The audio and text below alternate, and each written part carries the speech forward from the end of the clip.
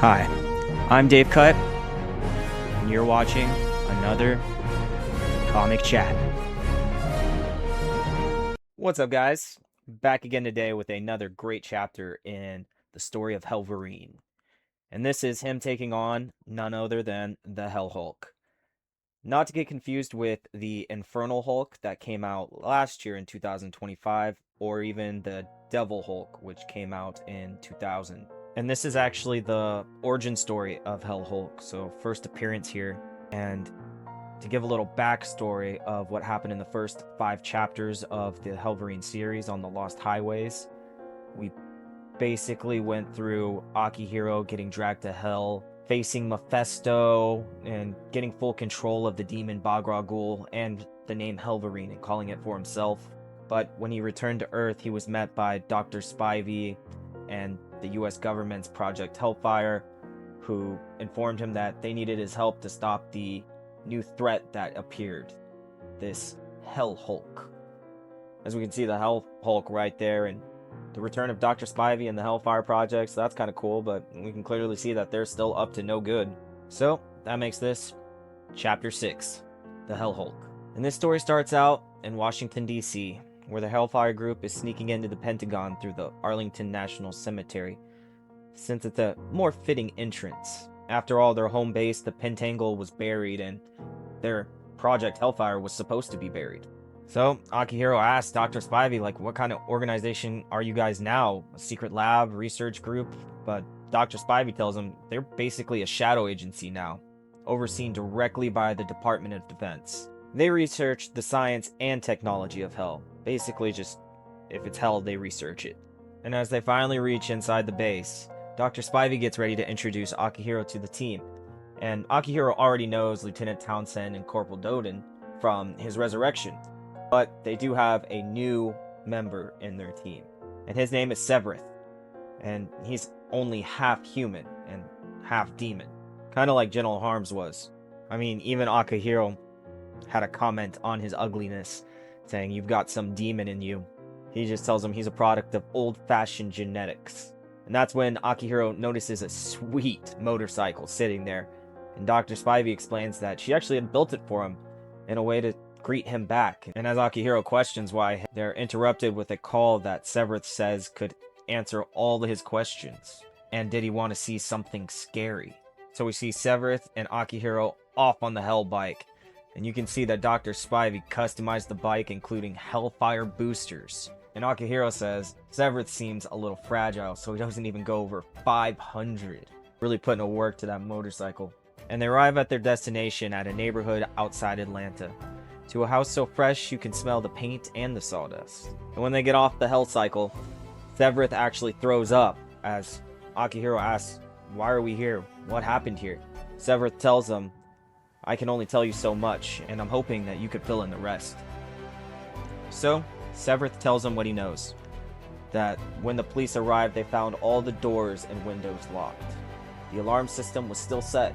As they walk around to a destroyed house with blood everywhere, Akihiro's infernal sense goes off, where he can see evil.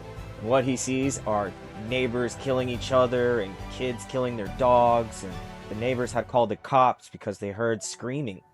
But by the time the cops had arrived, they were way too late, and Akihiro could sense it all, wishing he didn't. As they continue upstairs, Akihiro could tell Hell has definitely left a stain on this place. From everyone trying to kill themselves with knives, shaving razors, a broken chair, legs, teeth, everything. It was all of them. They were all victims and all killers. Even the fish. As Severance says, a rage more powerful than love. It's awe-inspiring, isn't it? Akihiro picks him up, shaking him, saying, "What is wrong with you?" Severith tells him, "You're not really one to pass judgment." I mean, he's really not after the monuments he's created. So Akihiro throws him to the ground as he starts to smell sulfur. This is a brand new house. The brand new family that only just moved in. So he shouldn't be smelling this smell. As he walks down to the basement and to get a better read on what he's sensing, Severith tells him that this property was also purchased at a discounted price due to a series of unfortunate accidents with the construction crew. I would say it's haunted, but... Until suddenly his infernal sense goes wild and he lets out Bagra Ghul. so that he could become the Hellverine, because he's gonna need Hellfire for what comes next. And he just kept digging and digging and digging and digging until he finally stops. As we can see, what he found was one of the Hellhulk's fingers. So they gather the finger up and take it back to HQ to Dr. Spivey, who tells Akihiro this is exactly why they need him. This is exactly why they need that infernal compass of his, and the fact that him and Severith's demonic composition make them immune to the irradiating effects. As they all walk into the lab to introduce Akihiro to the Hellhulk, who's disembodied and missing a head, a couple fingers, it looks like, a toe, a couple pieces, even his head. And Akihiro's kind of confused because he thought he was recruited to stop the Hellhulk, not to harvest it.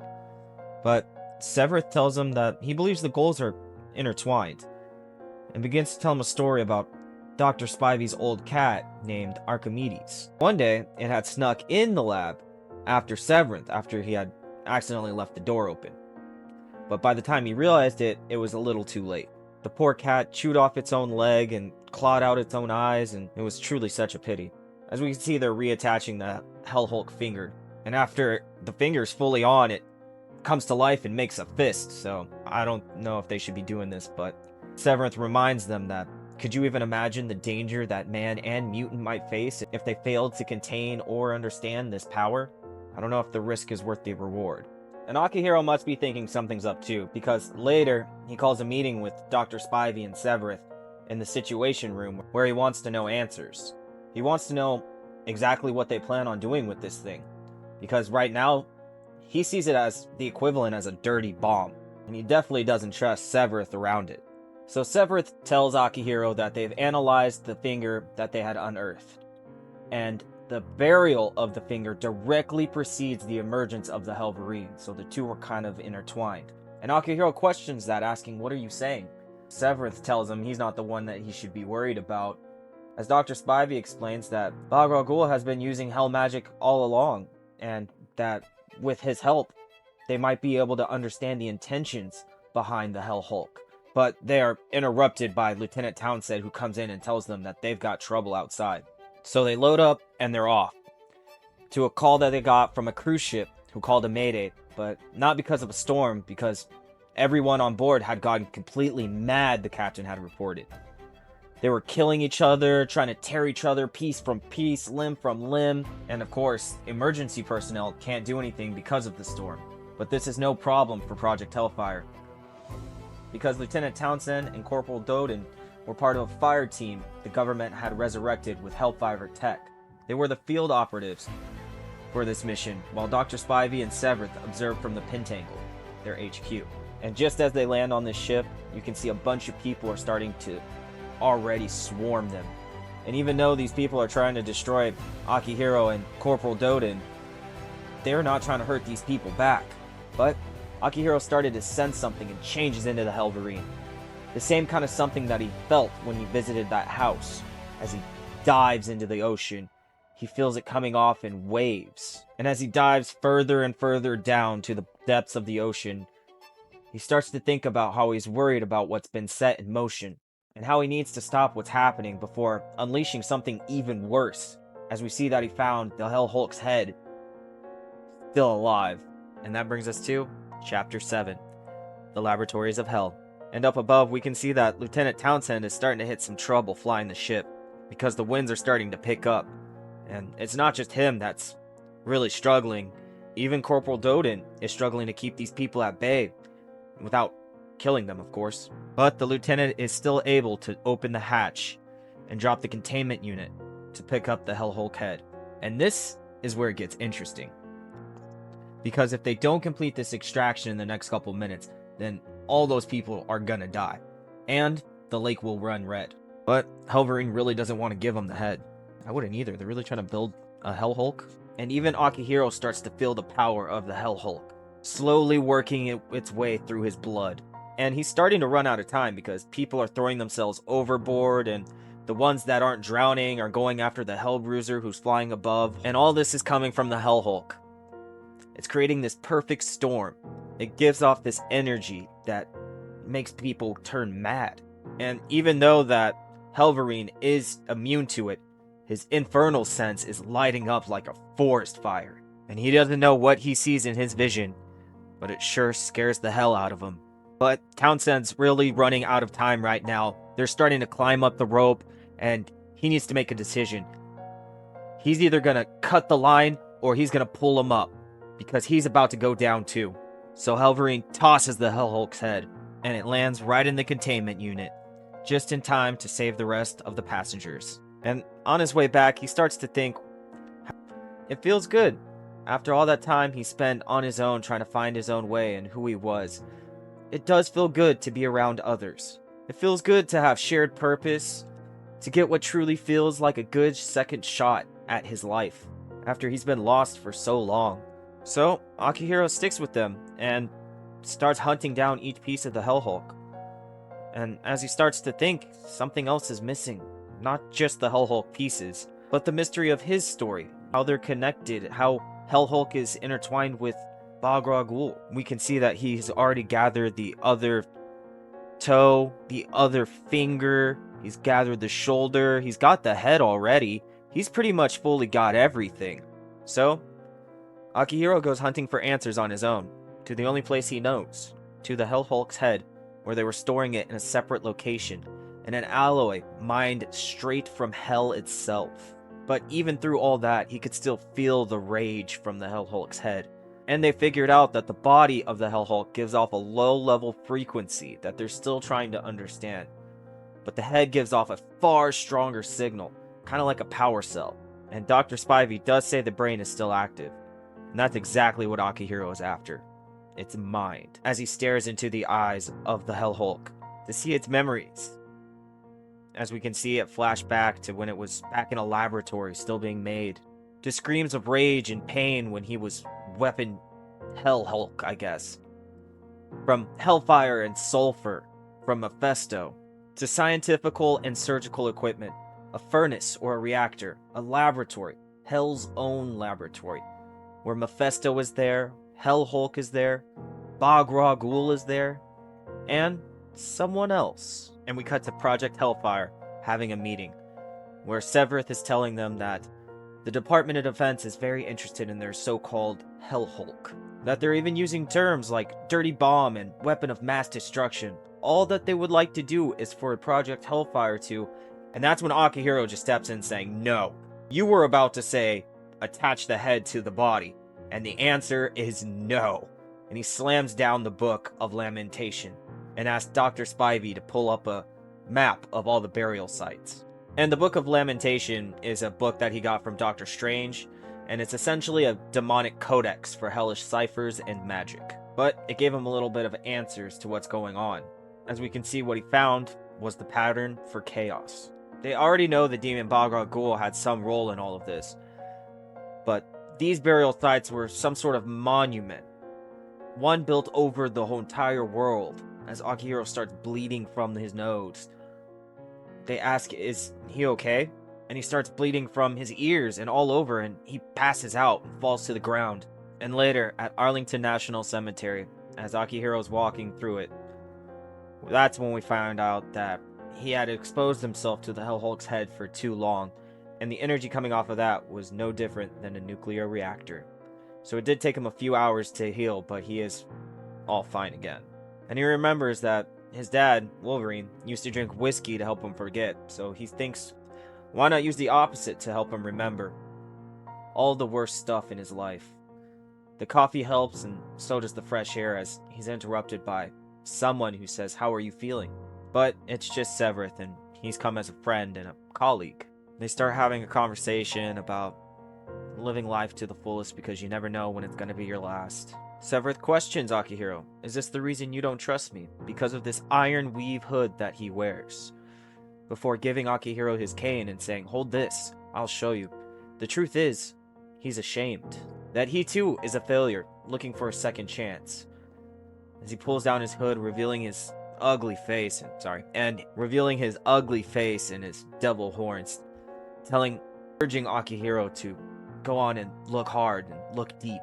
And what Akihiro sees is that Severith was in charge of one of Hell's laboratories, a place not so different from Project Hellfire, where Severith experimented with potions and alloys and runes and magic. He dissected and spliced together other species.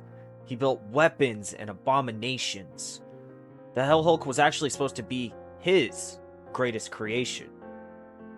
So we found out that Severith is actually the one that created the Hellhulk down in the depths of hell.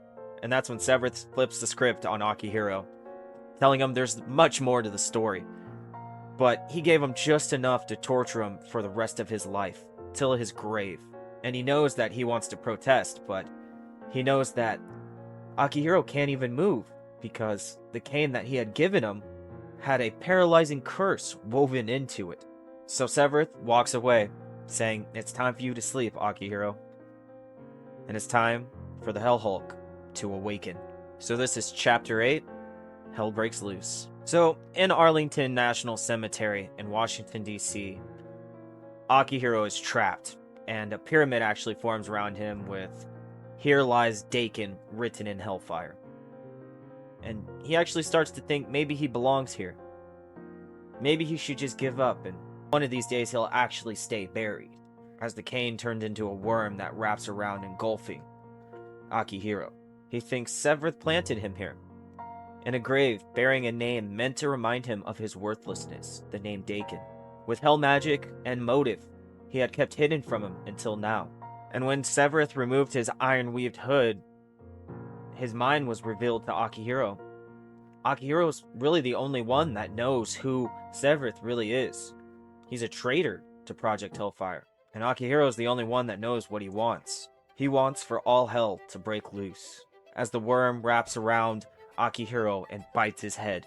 As we see back at Hell's Laboratories in the recent past, where a little baby Hellhulk hatches, where Severith had done his work for Mephisto, creating experiments in pain and power.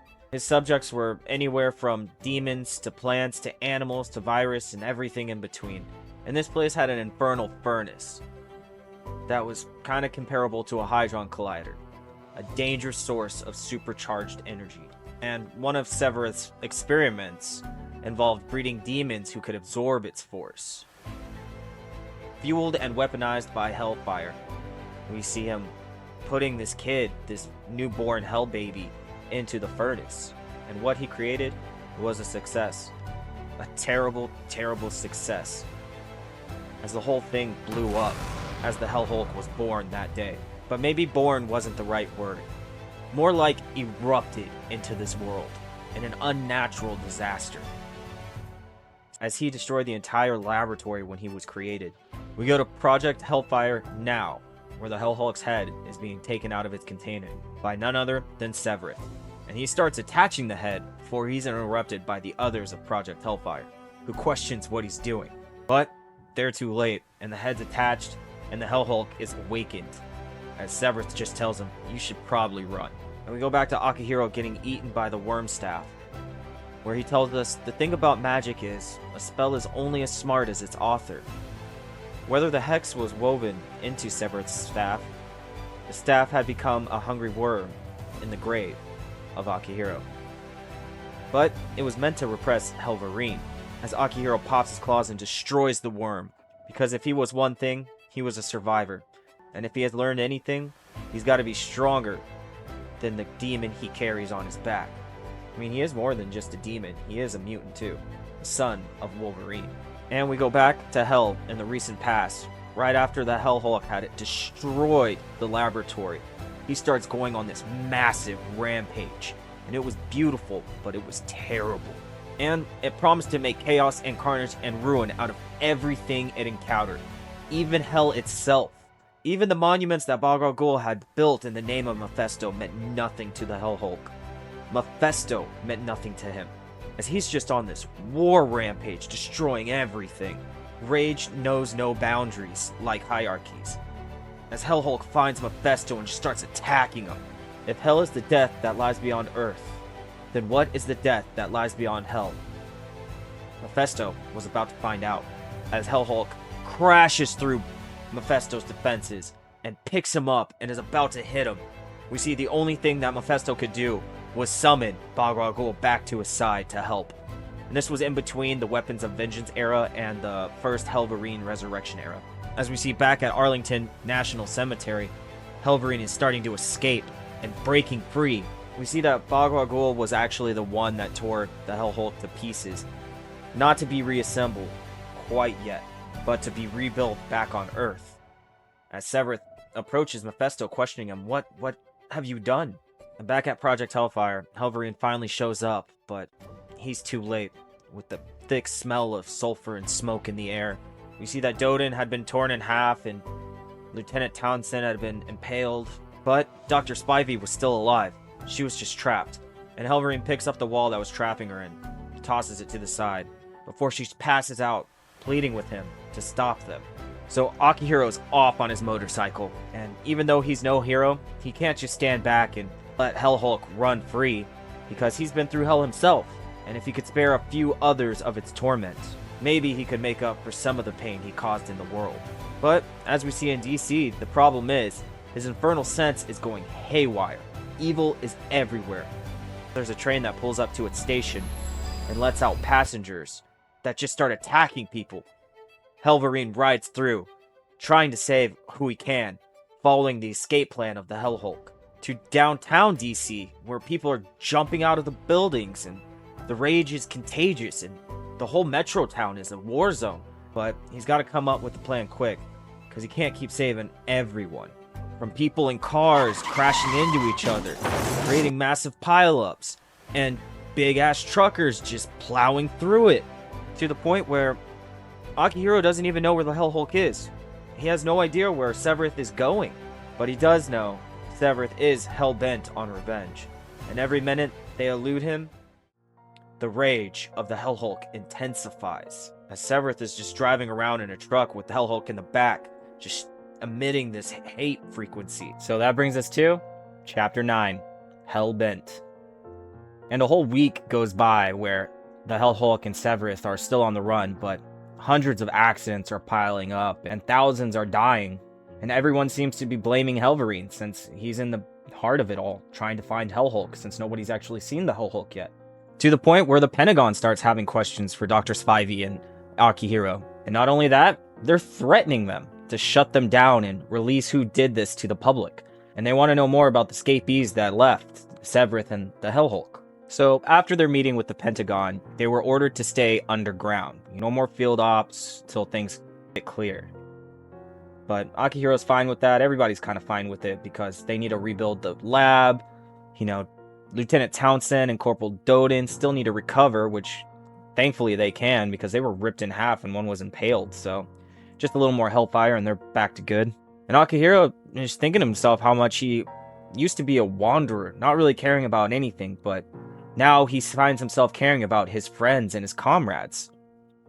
It's a good but unfamiliar feeling to him. And while everybody's recovering, and since Akihiro really can't sleep anyway, Akihiro and Dr. Spivey decide to turn Severith's room upside down and see if they can discover anything that they had previously missed. And the first place they go is on his computer to see if they can find anything. But a small demon jumps out of the computer and dives straight toward Dr. Spivey as she calls out for Akihiro. And of course, Akihiro comes in with the Hell Claws and takes the demon out. I mean, it was a little tiny demon.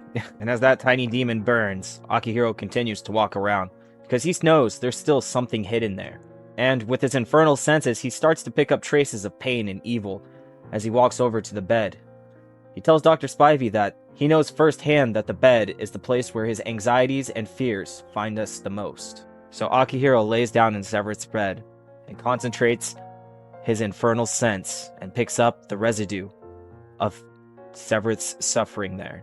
And what he saw was Severith's past, where after Mephisto had Bagua Ghul rip apart the Hulk, they spread his body parts around above, while Severith was punished below in a gruesome manner. And Mephisto smiled and laughed about it.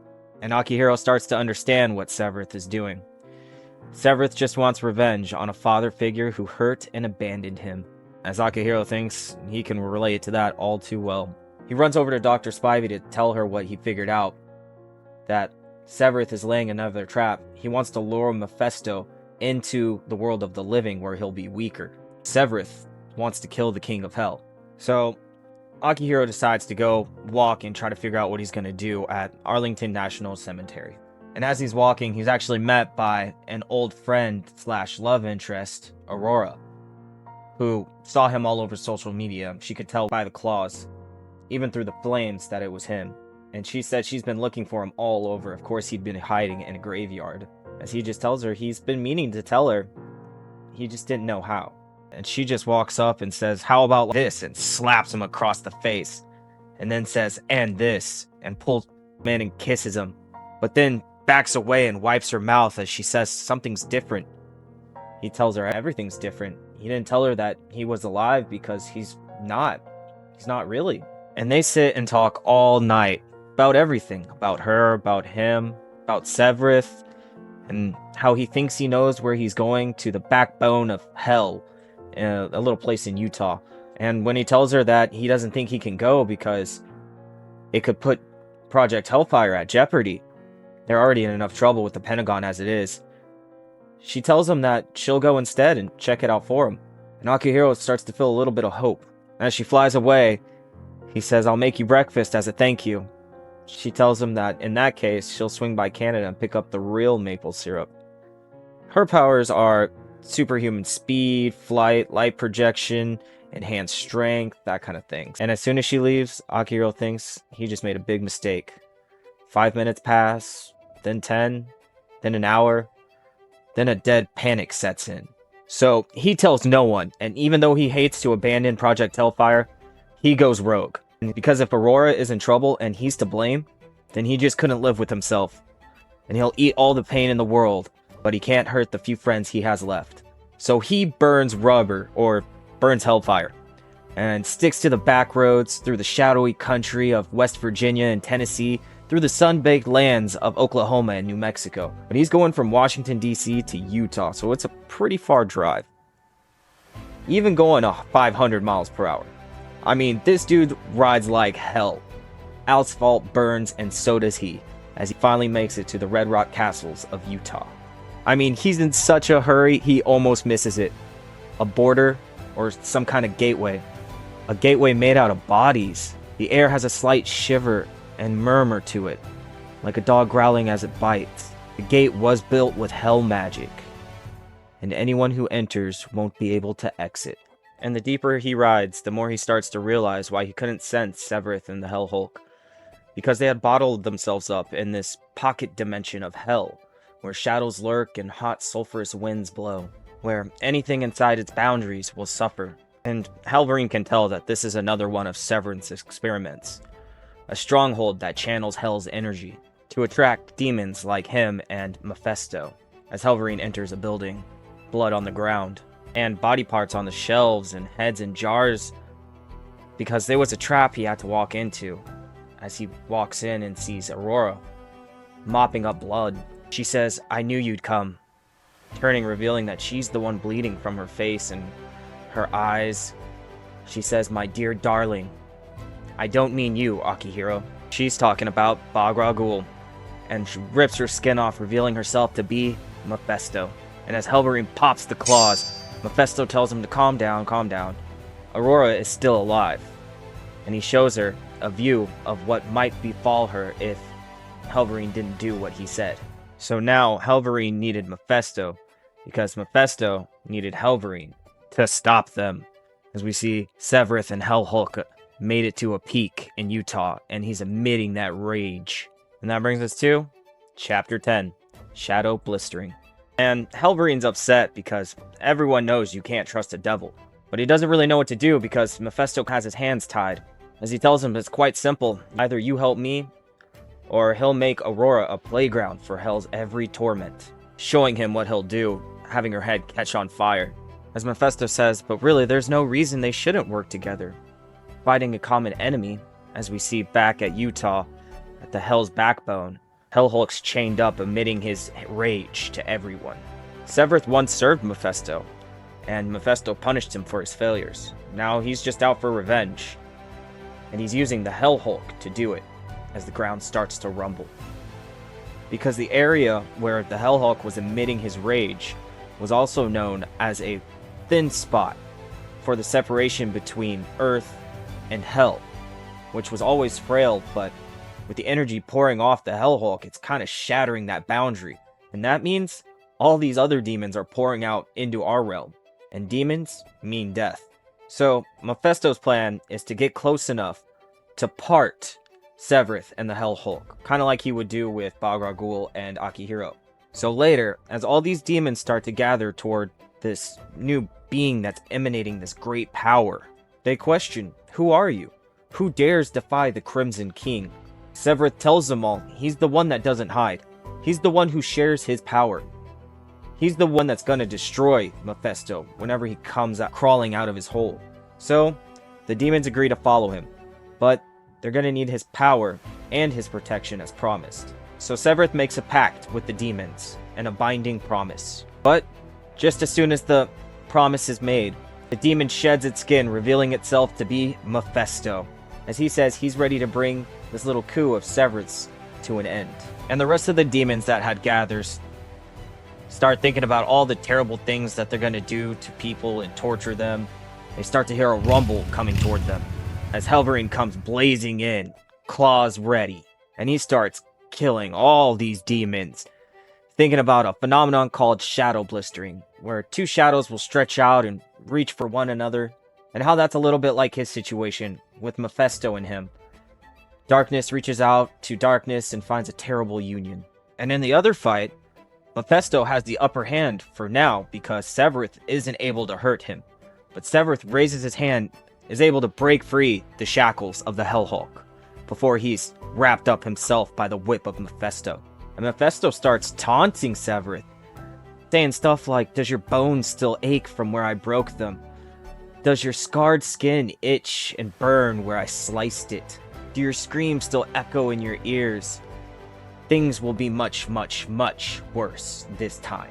He tells him, "This time, I'm going to drag you and your pet back to hell," and he's interrupted with a big roar. And Hellhulk comes flying in, right on top of Mephisto, and slams down with a thunderous boom. But Mephisto's quick enough to teleport away, telling the Hulk that he has so much potential, he just needs a little discipline. But that'll eventually come, as Mephisto conjures a pitchfork and throws it at the Hellhulk. But Hellhulk just shrugs that off and charges at Mephisto and knocks him back. And as Hellverine's cleaning up the other demons, Sevireth decides to go after him, confused why he's still alive since he buried him, and telling him, "Stay buried, damn you." While the Hellhulk just goes to town on Mephisto, punching him, hitting him, throwing him around, and picking him up by the ankles and throwing him side to side to side, kind of like Hulk did to Loki and to Thor. And Sevireth kind of sucker punched Akihiro with this spell, so we find out that that spell is actually dragging out Balrog Ghul from Akihiro's body. And at first, Akihiro considered Balrog Ghul as a parasite or a tumor, but as time went on, he's come to accept that Balrog Ghul is more like a conjoined twin. They can't really survive alone. All they have to do is just help each other. Kind of like Venom and Eddie Brock. And Sevireth fully extracts the demon Balrog Ghul from Akihiro's body. And just before he can start to merge with it, he's wrapped up and pulled away by hell chains. Because Project Hellfire came along. Even Aurora, which we find out was actually just another one of Mephisto's lies to control Akihiro. She was never his captive. Akihiro thinks neither was he. And the Hellhulk's still beating up Mephisto, but he's also still radiating a lot of power. And Dr. Spivey would turn to madness if she's exposed too long, but they say sometimes a little rage is a good thing. And she fires a rocket from her helicopter. And it hits Hellhulk and Mephisto, causing them to fall down. And as they fall, Mephisto opens a portal, telling the Hellhulk, "If you learn to behave, you'll make a most excellent pet," before falling through the portal and returning back to his home with the Hellhulk in hand. So Akihiro bonds back with Balrog Ghul since they have Sevireth chained up. And this is the first time Aurora gets to see what actually is happening with Akihiro. Akihiro tells Sevireth, "You want to know the power of hell? It's the power of damnation, and we'll use every bit to damn you," and grabs the chains holding Sevireth and burns Sevireth with hellfire to a crisp. So, in the end, that's them surviving. as Akihiro is starting to realize that there's a difference between merely surviving and living. It's the difference between surrounding yourself with the people who will put you through hell and the people who will go through hell to support you. And Akihiro is going to lean into the living as the Hellverine. The end. So we can see a little Hell Hulk art, some variant covers, number 6 with the Hell Hulk and Hellverine. Ooh, okay, some covers, number 7, the Hell Hulk and Hellverine, just Hellverine. That's pretty cool too. I like that one. That's a good one. Ooh, okay. Number 8. That's a good one with Hell Hulk and Hellverine. Claws going through the skull. That's cool. Let's see, they got variant number 9. 2 of those with Hell Hulk and Hellverine. What is that? Like some other people there too. Okay. Oh, just some demons and Mephisto. Okay. Finally, we have the Ghost Rider, number 9. That's cool. And this has been Hellverine, Hell Hulk Unleashed. Wow, what a great book. Honestly, I love the Hellverine series. First off, I don't know why they would try to put together the Hell Hulk. I never trusted Severith from the start. I mean, look at General Harms. But I definitely see why he had to go out and help them get the parts back, but did they have to sew each part back on and leave the Hell Hulk's head, the only part, off? It seemed a little too accessible. Just leave each part separated. Especially if you sew the first part on and he comes back to life. It starts moving. Yeah, no. That's not it for me. I don't know what they were thinking. But it was really cool to see the gang back together. Project Hellfire come back. Got to see Dr. Spivey. Even though Lieutenant Townsend and Corporal Doden got torn apart and impaled, they still came back in the end. So I can't wait to see more adventures with them. Even though Mephisto got away with the Hell Hulk and seems like he's going to have the Hell Hulk as a little pet, I can't wait to see how he comes back. He's terrifying. That's crazy. They've had so many different Hulks now.